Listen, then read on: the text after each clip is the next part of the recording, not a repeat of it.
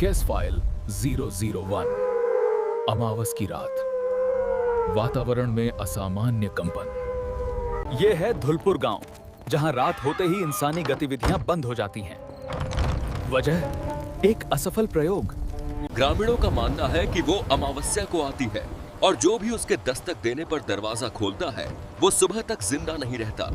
12 बजे पहली दस्तक रिकॉर्ड की गई। ध्वनि तरंगे सामान्य से कम आवृत्ति पर आए, मानव निर्मित प्रतीत नहीं होती। पीड़ित 01 रवि।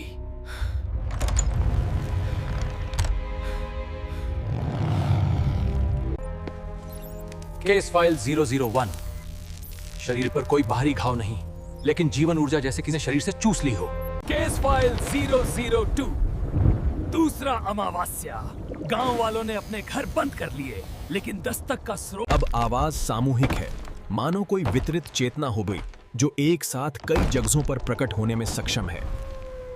मनोवैज्ञानिक प्रभाव, आतंक की एक सामूहिक लहर, नींद, तर्क, विश्वास सब खत्म हो गया। गांव एक मौत की प्रयोगशाला में बदल गया था।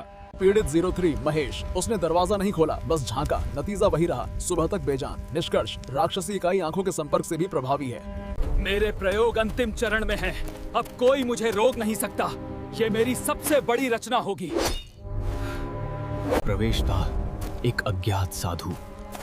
दावा है कि ये भूत एक अधूरे अनुष्ठान का परिणाश है। साधु के अनुसार ये चुड़ैल इसी गांव की थी।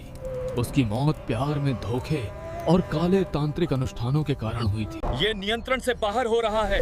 आत्मा ऊर्जा बहुत ज्यादा बढ़ रही है। हमें इसे रोकना होगा, नहीं तो सब खत्म हो जाएगा। शक्ति, नमक, नींबू, ये धागा, सब भस्म हो जाएगा। तुम्हारा ये मामूली जादू मुझे रोक नहीं सकता बुड्ढे। एक बार ये चक्कर टूट गया तो खुल जाओ मूर्खों, तुम्हारे देवता मुझे रोक नहीं सकते।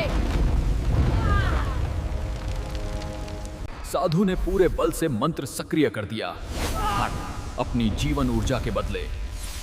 इसका असर ये हुआ, आखिरकार प्रयोग सफल रहा। Final inspection, the witch's energy is completely dependent. पास आओ बच्चों, अंधेरे से मत डरो। विज्ञान तुम्हारा इंतजार कर रहा है।